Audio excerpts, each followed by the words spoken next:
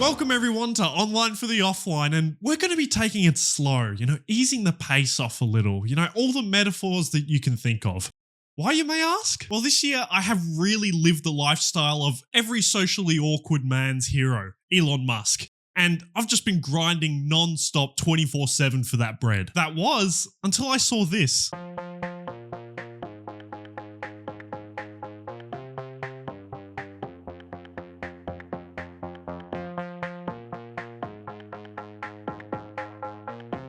Yeah, I don't think any amount of motivation TikToks are ever going to get me to there. Even if I work like 100 hours a week, I'm never going to be able to compete with a guy who's using an infinite money glitch. No amount of fishing will be able to return that many bells. But thankfully, I'm not the only one that has felt this way. The rejection of hustle culture has been a growing movement in the 2020s. With cost of living, housing, and all other expenses going up while wages remain stagnant, many members of younger generations have accepted that they will not be able to afford to live in big cities. Instead, what they have dreamed of doing is stepping back from the fast-paced rat race of urban life and settling down in a cottage on the hill. And it's this dream that has spawned the recent TikTok trend, Cottagecore. I feel so at home. Cottagecore began in the late 2010s as a trend on Tumblr and TikTok, an aesthetic defined by rural countryside living and a love of activities like crafting, gardening, and baking. Let's make angel food cake. Now, if you're still unsure what this trend is, if you've ever seen a TikTok of someone that's dressed up with like Belle from Beauty and the Beast, walking around in a field barefoot, eating extremely rotten berries, all encapsulated with a hashtag of the good life, ding ding ding ding ding, that's Cottagecore.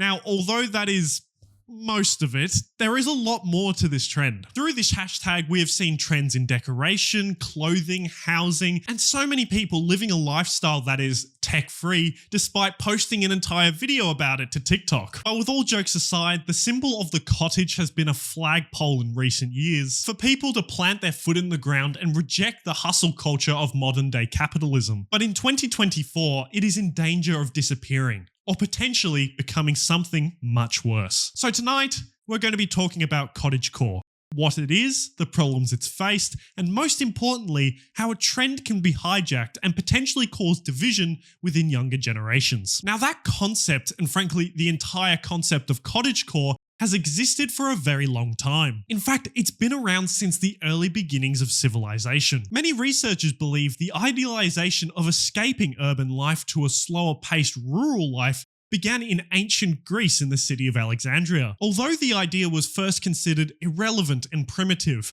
once Alexandria expanded to a dirty metropolis, the region of Arcadia began to be romanticized by the people of the area. Similar to cottagecore, idealizing Arcadia became more of a part of the collective consciousness rather than a destination. But it was like the word escargot. Sure, the word sounds nice and elegant, but in reality, you'd never go near it. Which brings us to cottagecore's next evolution, as it carried over into the French Revolution, where French nobility such as Marie Antoinette, the Queen of France through the late 1700s, also chose to seek an escape in cottage life. Similar to how those in Alexandria romanticized Arcadia, the French nobility seemed to be doing the same thing about country life, perhaps believing it was the answer to the extreme pressures around them, especially as political tensions boiled. Like when a commoner insulted the king and was subsequently handed the guillotine. Yeah, those tensions were hotter than the sun. And in more modern times, this was common around hippie culture. The concept of being closer to nature, living off the land, and dressing in accordance with said lifestyle was very common throughout the 60s and 70s. And it's from these periods of history that we can understand why a movement such as cottagecore is trending today. The original message behind cottagecore was a response to hustle culture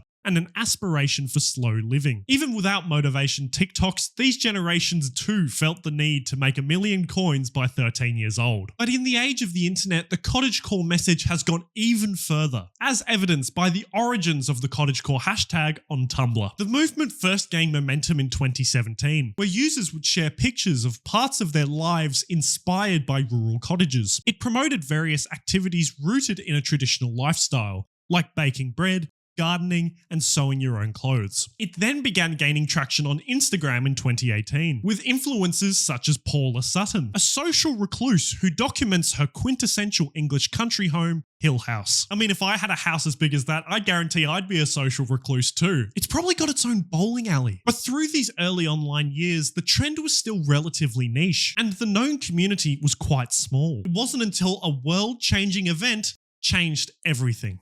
Viral pneumonia has hit central China's Wuhan city. Authorities have reported 27 cases in total. It's a new type of coronavirus. COVID-19 can be characterized as a pandemic. The pandemic saw billions of people forced to stay inside, slow down their lives a little bit, and inevitably try new things out of pure boredom. For me, I tried learning how to whistle, and when that was unsuccessful, I shaved my head. But because everyone was stuck inside, there was an exponential increase in the idealization of the outside. The aesthetic revolves around the outdoors, which COVID-19 has romanticized as the ultimate destination. This same article also reported that during this time, Tumblr had seen a 153% increase in cottagecore posts since March, and the hashtag had also racked up 252 million views on TikTok. And from there, the trend has been huge on TikTok ever since. It was clear that a trend that idealizes the outdoors and a slower paced life was always going to gain popularity, as history has just told us. It has led to many people on TikTok taking inspiration from the trend and applying it to their own modern lives. And this application of cottagecore appears in 3 key areas: in their housing and lifestyle, in their presence online, and the part you've probably come across before,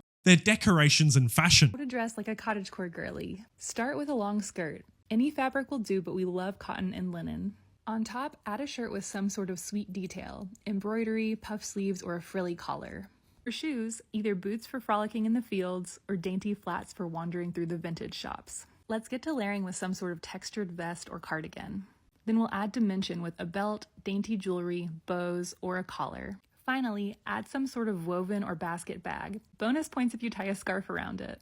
Now you are dressed just like a cottagecore girly. Happy frolicking! The physical appearance of members of the cottagecore community is the most obvious aspect of the community when you first come across it, mostly because it's the most accessible. The interior design and fashion are by far the most popular way people get inspiration from the cottagecore aesthetic. The goal of any decorative item inspired by this trend is to reflect the dream behind cottagecore, a kinder, slower, gentler pace of life. So a blend of classic cottage designs, florals and block prints with plenty of variation in scale. Any soft shades like fresh hues such as pink, blue, purple, green, but soft, muted, even a bit dusty. And most importantly, a sense of age. Antique, vintage, and heirloom furniture, both stained and painted. And materials with patina, such as aged brass. The most common clothing item associated with the cottagecore trend would definitely be the floral linen dress.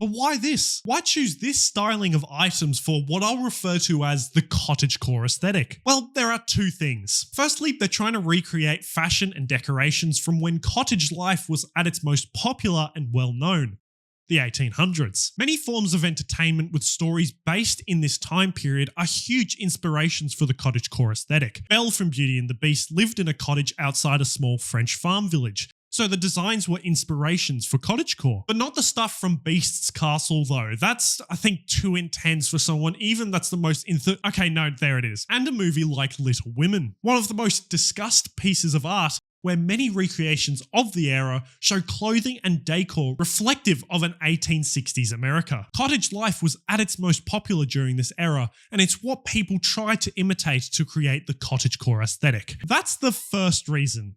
The second reason is because it's cheap.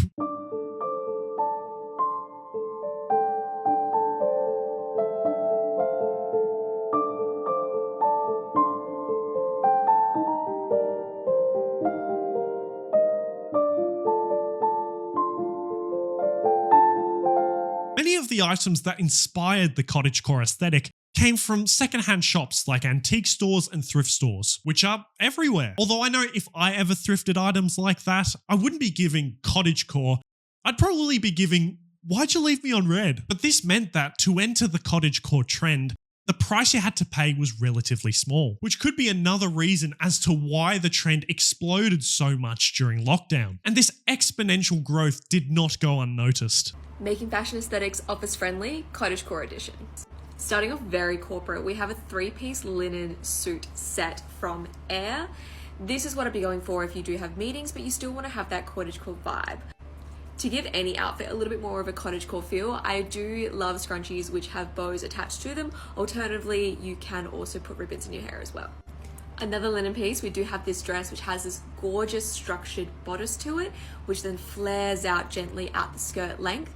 Now, I would be recommending to put a blouse or a white button-up shirt underneath this, just to make it a little bit more modest for the office. Wherever there is an exploding market for consumer products, online sellers will not waste time in capitalizing on their popularity. And cottagecore was no different. Online selling platforms like Depop, Etsy, Poshmark, eBay, and Mercari all began to sell items similar to the thrifted options under the category of cottagecore. Other high fashion companies took it a step further by creating designer clothing items under the banner of cottagecore. And although the average item is priced at nearly $500, they wouldn't make these items unless they knew it would work. The online sellers industry acted in the same vein as Instagram. A new app like Be Real might come along with a great concept and a great meaning behind it, but then Instagram comes along and says, "Piss off, that's ours now." And then it becomes just another feature of Instagram that everyone ends up using. And this move by those corporate sellers was insanely successful. Fast fashion giant Shein's highly anticipated IPO is expected to take place at some point this year, but little is known about how much revenue the retailer brings in right now. CNBC reports Shein sales could actually be a lot more than $30 billion annually. Etsy, the global e-commerce platform known for unique and handmade goods, reported its highest ever annual revenue of $2.7 billion in 2023. One of the biggest online sellers of cottagecore items, Shein generated an estimated $32.5 billion in 2023, a 43% increase on the $22.7 billion it made in 2022. And you can bet your mushroom blanket that every other company that I listed followed the exact same trajectory, all of them recording insane growths in revenue. But what does this transition to online sellers mean for the cottagecore community? Well, it means that thrifted items become a lot less desirable for those looking to create the aesthetic. Why do you need to search for a specific thrift store that has a specific item that fits when they are given millions upon millions of options to choose from directly from Etsy? It has meant that a lot of the value derived from the experience of creating the cottagecore aesthetic, like hunting for the perfect item or discovering that 1 in a million find, is becoming less and less common practice for those looking to join the movement. But luckily, there is one aspect of cottagecore that cannot be recreated in sweatshops and sold on Etsy: the cottages themselves.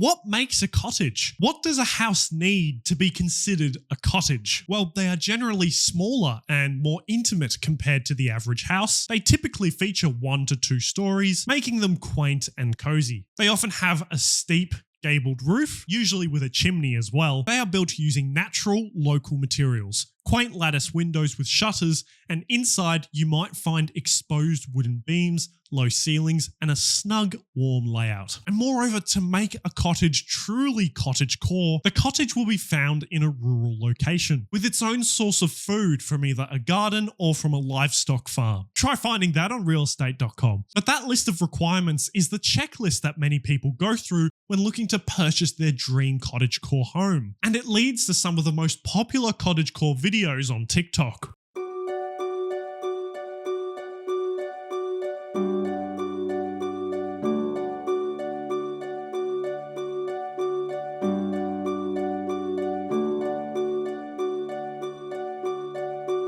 So why do this? Why go through all of this just for the sake of cottagecore? Well, to put it simply, it's to enjoy the lifestyle that is core to cottagecore. You see what I did there? Pretty neat, right? The lifestyle that is advertised in cottagecore is that of escape. Leave the city and live rurally. Get rid of all the quick build materials of a house and live in a house that has stood for hundreds of years. Stop buying your food, grow it yourself, live sustainably. That is what cottagecore is all about. Escaping the rat race and living naturally and simply. Or at least, that's what people on TikTok say. What is the reality of pulling off a move like this? Well, first of all, not everyone can actually afford to buy a cottage. Industry watchers have been thinking that home prices will ease in the second half of the year, but so far hasn't been the case, even as the supply of homes on the market finally increases. Even if they wanted to buy a cottage somewhere that is hours outside of a big city, the chances of a house being affordable is highly unlikely. Take my home city of Melbourne, for example, the capital of the state of Victoria, one of the most popular regions in the world for cottagecore life. Over the last 10 years, house prices have increased by just over 96%. Houses have nearly doubled in price in 10 years. That means if 10 years ago you bought a cottage for $630,000, it would now be worth $1.26 million. So already, many people looking to purchase their cottage have a steep hill to climb. Not just to the cottage itself, but just to even afford to purchase the cottage. And if that wasn't already hard enough, cost of living expenses have also increased dramatically. Inflation is now its highest since 1982, hitting 9.1%. And driving that rise, the essentials. Food went up by 8.7% over the year to May. Road fuel prices are 32.8% higher than just 12 months ago. High costs, which economists say haven't even peaked yet, and pain which isn't being spread evenly. Yeah, it's hard to justify that. Inflation is at 5%. Really? Well, then how has my tin of Danish cookies gone from $1.50 to $5 bloody? But with the increasing housing prices, matched with the increased cost of living, all while wages have barely grown at all, means that affording the picturesque cottage on the hill would be an absolute miracle. But let's say someone can afford to buy the cottage. They've scraped together what they can and they can now afford to purchase their cottagecore home. With their garden and farm animals out the back, they can finally live the life that they see all the time on TikTok. Reading books in the grass fields, painting on picnic blankets, and petting little baby sheep. A picture-perfect life. But that really is a glamorized depiction of cottage life, and it is very far from the truth. But this lifestyle isn't realistic for most people. Farm life is hard, man. It's not beautiful, it's not picture perfect, it's ugly and gross and smelly and dusty, and you're like constantly picking up shit, waking up at 4 a.m, doing intense manual labor every day, and you're probably not going to get to frolic around in a field wearing a flouncy floral dress and clogs. Like, that's just not the reality of it. A lot of what makes cottagecore look so beautiful involves a lot of getting down in the mud and actually grafting. To run a farm with livestock and fresh produce requires intense manual labor, which is something that is never shown on TikTok. I mean, if there was ever one speck of dirt on any of these white dresses in fields, the editor would be immediately fired. And this reality provides great insight into how these people who do purchase cottages actually afford the cottagecore life. A potential reason many have discussed online as to how people can actually afford these cottages was potentially that the original owners of the farm had grown tired of the manual labor required to run a farm and were therefore willing to sell for lower than expected. And with more and more farmers struggling to make ends meet in this increased cost of living, they are more incentivized to sell their land and home just to afford the rest of their lives. And the cottagecore enthusiast that they do sell it to is oblivious to how difficult living in a cottage can be. So why don't we see this? Why doesn't cottagecore show the realities of actually living the cottagecore life? Well, we need to finally look at the types of content being created using the cottagecore hashtag. The classic and most common type is what I like to call the show off. This is where a creator purchases an item relevant to the cottagecore aesthetic and discusses how it fits into their existing cottagecore decorations. For clothes, these are usually called try-on hauls or fit checks. And for interior decorations, it's in the form of thrift finds or room tours.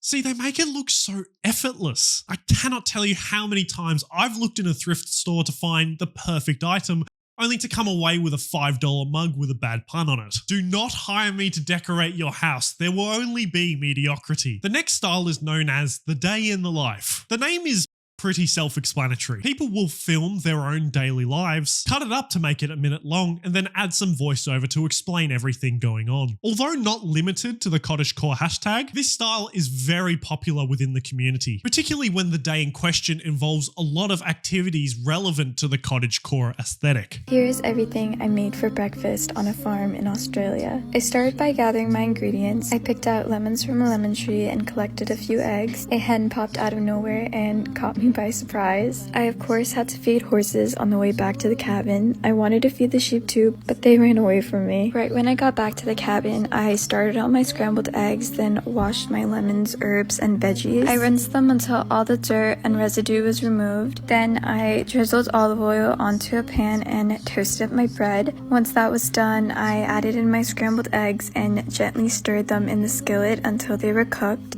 I plated it up, seasoned it, and I chopped up my herbs and garnished it onto my scrambled egg toast. I was still hungry at this point, so I made another one, and obviously I had to try Vegemite if I'm in Australia. I spread some Vegemite onto a toast, had a bite, and it tasted like fresh, salty sushi to me, and I absolutely loved it.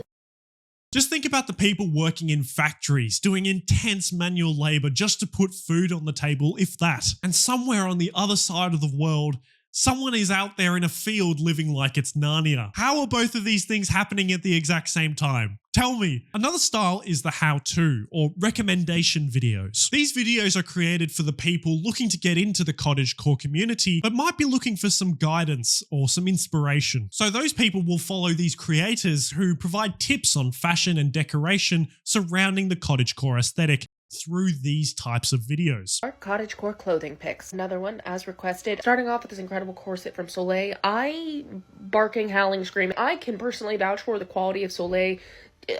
That is steep, but oh, so good. It's velvet corset style top from Black Milk. I really love the corset detail and the puff sleeves. Also the dotty blouse from Killstar. There's the little detailing on the sleeve as well as the puff bodice. That kind of whimsical nature that makes me think cottagecore in a really pretty deep dark blue. I'm glad that the people who recommend this sort of stuff actually sound like they know what they're talking about. I think if I was ever recommending outfits, I'd only ever think of one.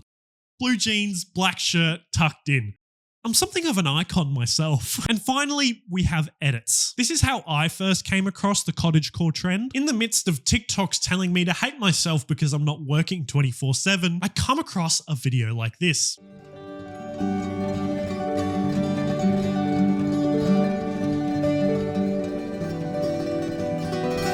Suddenly, I realized there was more to life than just work, sleep, work, sleep, work, sleep. I could live a life where I can wake up, smell the roses, and not wonder if I'm doing better than myself tomorrow, if that's the advice. All of these videos originally looked at achieving the same goal, to show an alternative lifestyle than what is presented to us in modern society, encouraging a lifestyle that is tech-free, slower paced, and more sustainable than the modern day hustle culture we live in. But when something is presented to you online as glamorous, perfect, and without any fault, not only is it widely untrue as we've already discussed, but it also encourages people to create the same content but not for the same reasons. There has been an ongoing discussion within the community as to whether the content produced now still maintains the same intentions as it did back in 2020, as it's believed that it's no longer about sharing the positives of an alternative lifestyle, it's now about being seen living an alternative lifestyle. But this brings us to why the escape from the world element of cottagecore has been ridiculed as shallow. Are you really getting off the grid if you're uploading evidence of your spiritual fulfillment to social media? The common accusation is that cottagecore is merely a silly performance seeking congratulation on a faux alternative lifestyle. The mindset behind creating content in the cottagecore community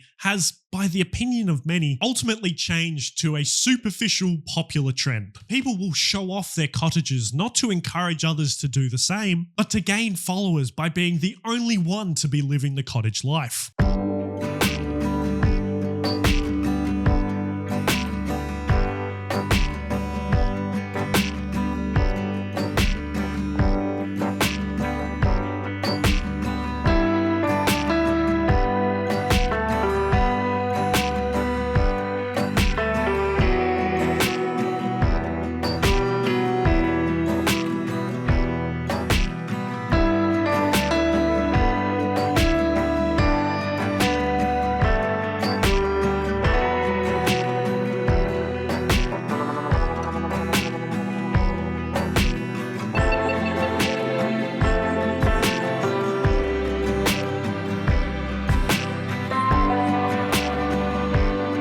You could argue that all of social media is about gaining followers, and the number of followers someone has or the methods in which they use to gain those followers does not necessarily suggest that their content is inauthentic. But when so many people glamorize this lifestyle without showing the full picture of its reality, it is understandable why so many people feel that cottagecore has lost its way. And if that was the worst change to the community since 2020, I probably wouldn't have covered the subject of cottagecore in this episode, but there is something far more serious impacting the cottagecore community. A lifestyle of self-sufficiency characterized by subsistence, agriculture, food preservation, and small-scale textile, clothing, and craft production. It differs from rural village living due to isolation. So it's almost as if owning a homestead is the dream that cottagecore fans are aspiring to achieve, right? And that's where the controversy lies, because homesteading isn't simply a lifestyle choice or an aesthetic. It's a generational privilege built on colonialism and what goes with that, blood.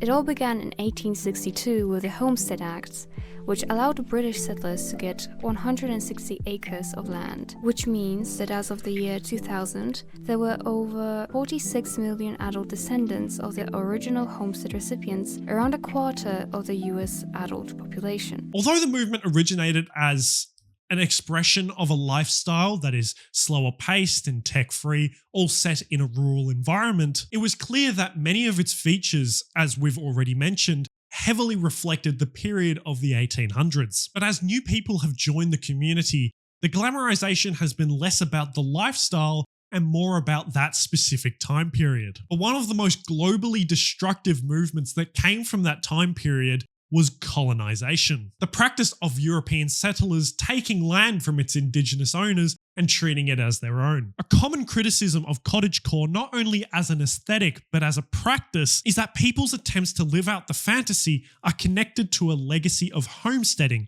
and farming on stolen indigenous land.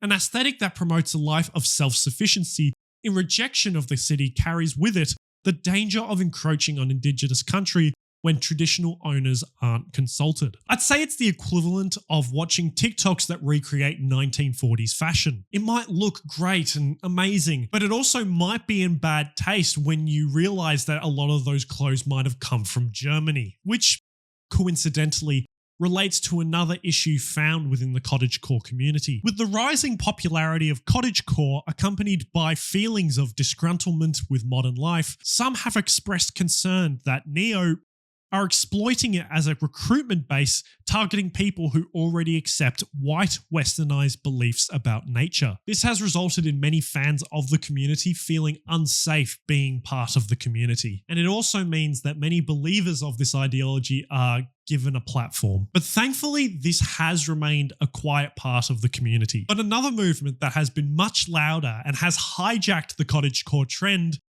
has been the tradwife movement. Now look at this feed. It looks very cottagecore, doesn't it?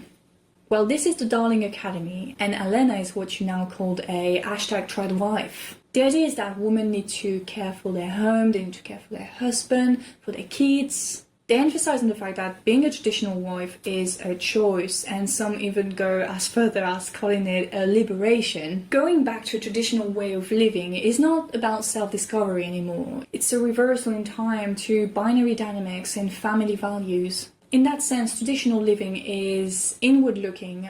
It's about your family, but it also has an outward dimension. It's about carrying on traditional nation-state values. Tradwives tend to be very patriotic. Therefore, their use of the cottagecore aesthetic, a nostalgic aesthetic, is a way for them to get younger audiences that are interested in cottagecore and to get them to listen to what they have to say and potentially expand the movement. This tradwife movement is one that praises the role of women pre-suffragettes, meaning that to them, women are merely vessels for children, they cook from scratch and clean the house, and their entire lives belong to their husband. Again, like the colonialism criticism, this is enabled through cottagecore, as many of the people creating content are looking to reflect the look of the 1800s, which was an era where women did not have their own individual rights. And many of these creators don't even realize it. So how do these movements impact the cottagecore trend? Well, for one, it makes many members of the community feel unsafe and encourages them to leave the community forever. If they feel that the community is antagonistic towards them as a result of alt-right movements invading the trend, then they have every reason to move on, which could in turn shrink the size of the community and potentially see the community disappear entirely, which will return many members to a time before the original tag on Tumblr, a life of isolation without a community that shares their interests. But most importantly, it destroys the core message for which the entire movement was created. It was created to encourage people to escape the hustle culture and the fast-paced urban living of modern life, and instead choose a more peaceful, slower-paced and sustainable lifestyle. And if these political meanings continue to be associated with the tag of cottagecore, then the original meaning will be lost forever. So what can we do? Out of everything we've discussed, what can we do to ensure that none of these issues bring the cottagecore trend down? For cottagecore decor and fashion, I encourage everyone who is looking to engage in the cottagecore trend or is already a part of the cottagecore aesthetic that they exclusively source their items